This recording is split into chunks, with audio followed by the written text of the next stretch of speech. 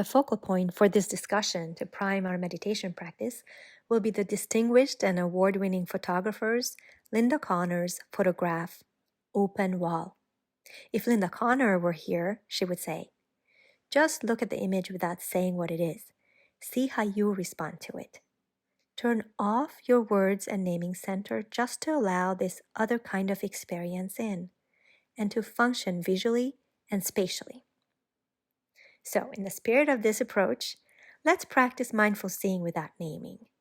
We certainly cannot completely turn off our thoughts and subvocal verbalizations, but we can practice our metacognitive skill of being aware of our thoughts as they arise.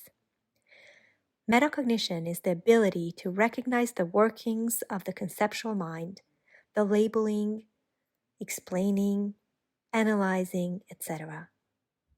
As you view this photograph, mindfully notice when naming and verbal associations arise.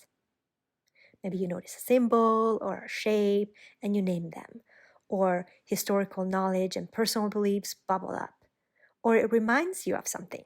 And the next thing you know, you are analyzing that image.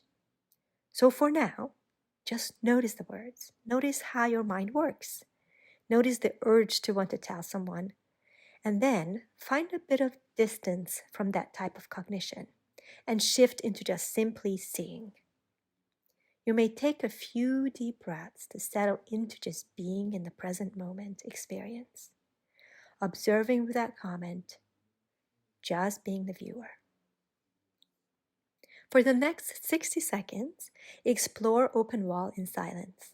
Look with curiosity and openness to notice whatever arises into your consciousness.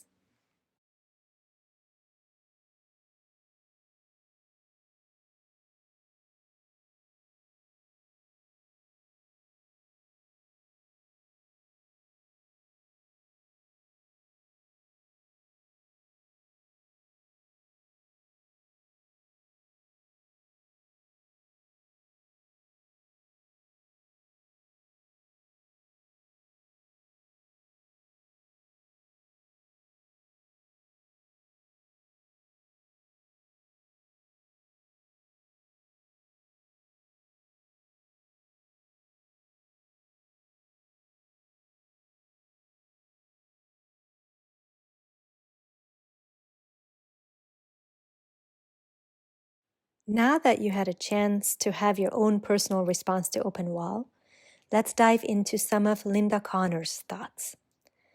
Although she is generally reluctant to express herself through language and prefers the visual medium for communication, I would like to share with you parts of an eloquent and insightful interview with her, entitled Linda Connor, Outside of Time by Richard Whitaker in 2016. When Connor finds a scene such as this one with a cave opening marked with sacred symbols, this is what she wonders. Whatever prompted them to make that in that place as that ritual? Did you find yourself to wonder the same? With some of my research, I found this about her background.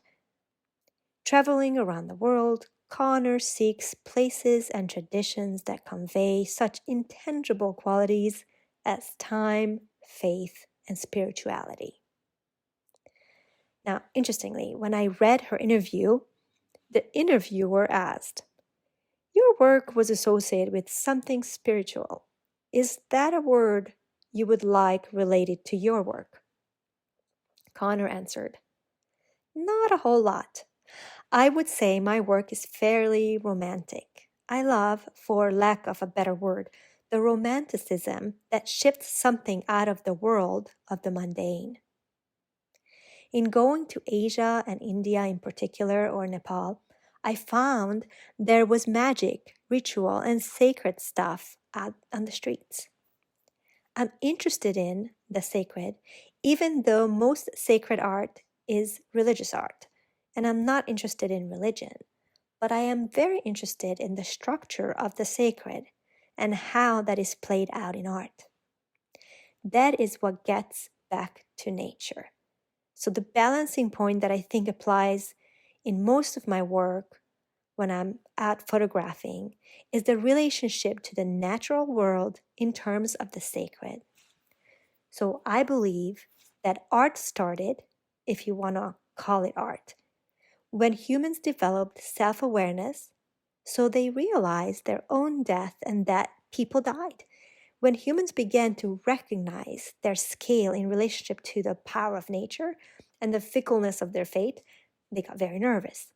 To control that fear, they started to try to get ahead of it by constructing magic, basically to compensate, to try and mitigate their puniness with music, with trance, with setting up altars, with taking nature and manipulating it or painting it.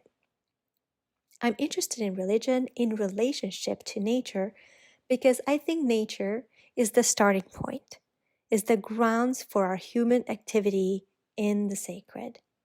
I'm interested in finding a really old falling down temple that is going back into nature or has enough nature texture that I can have those two things. I guess another element I'm interested in is sort of timelessness in my pictures. Even sitting here in a room, we can tap into nature as we mindfully sense our bodies and observe the phenomenon of our own and our collective consciousness. As we become curious and aware of our breath and all of nature within us, we may begin to feel a sense of wonder, deep respect, and love for our inner nature. And we may glimpse into timelessness, the vast, boundless space of awareness, and the invisible interdependence. Here's what Connor had to say. I think that maybe the unfathomable is the magnet in the world that if we allow ourselves, we are drawn to. It's recognizing the existence of that which is beyond our capacity to embrace. We can get little pieces of it, we can glimpse it, but we can't encompass it. We spend most of our days with our egocentric busyness, and having an art form that gives you practice where you might occasionally glimpse something outside of that is quite marvelous. So that was very beautifully said, in my opinion. And for me, viewing or listening to art is also one way to transition from the mundane into the sacred. Another way is through nature connection, and a third way is through meditation. In our meditation practice, we can also glimpse something outside of the obvious and mundane and gain new insights about the nature of our own minds. We may also have a sense of awareness of something that is beyond and larger than ourselves. Let's begin by finding the solidity and strength in our bodies. Sit with your feet flat on the ground. Engage your thighs to press your feet into the ground, and then release. Surrender into gravity, pulling your pelvis into the cushion of your seat. Be solid and heavy like the rock wall in the image. As you settle in and find ease and relaxation, take in slow, deep inhalations through your nose. Feel free to close your eyes if that's comfortable, or find a gentle gaze with your eyelids relaxed.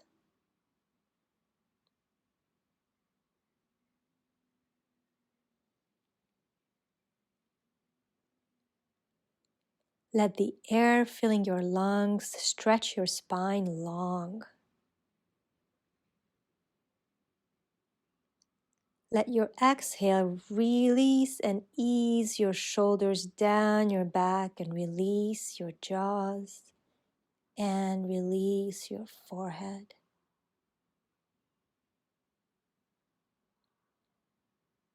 Be with the breath now for a little while.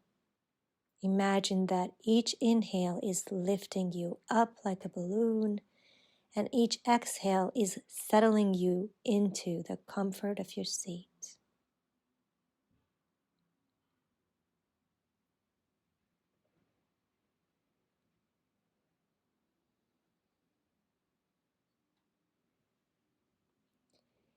Inhale, lifting you up. Exhale, settling you down. Inhale, ease. Exhale, tension.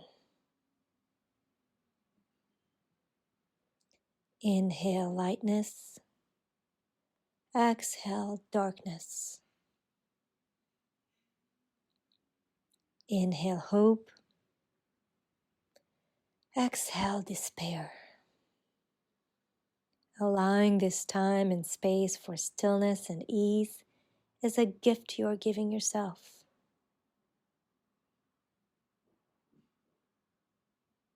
Being here and now in silence and stillness, as if you were one of Connor's photographs that embodies both the physical aspects of nature and the invisible, the sacred.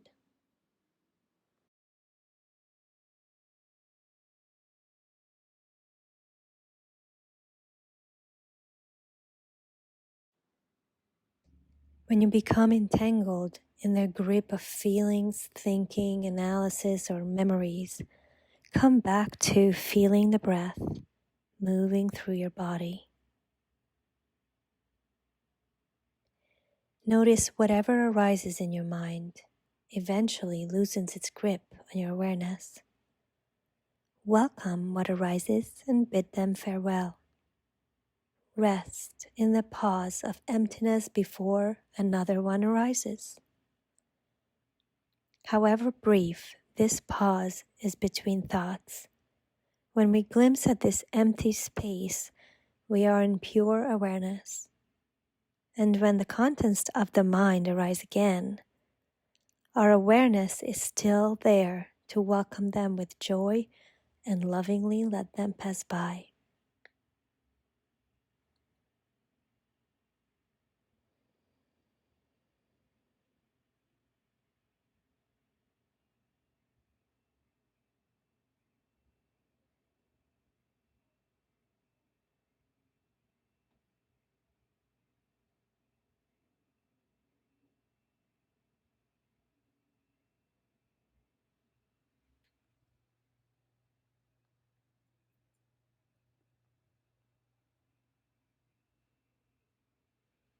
Feel the physical edges of your body, where your feet touch the ground, where your bottom touches the seat, where your skin ends and the air begins.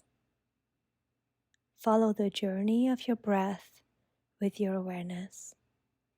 Feel your entire body pulsing with the breath, like the waves of inhalation and exhalation are washing over you.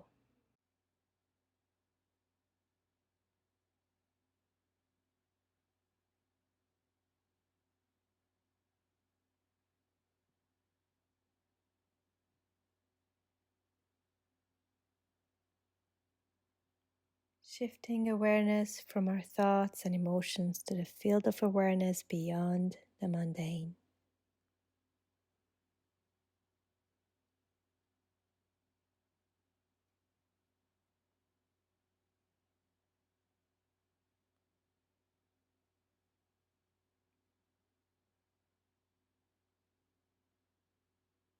Feel free to linger here in stillness, and when ready, gently move and stretch your body in a way that feels good to you.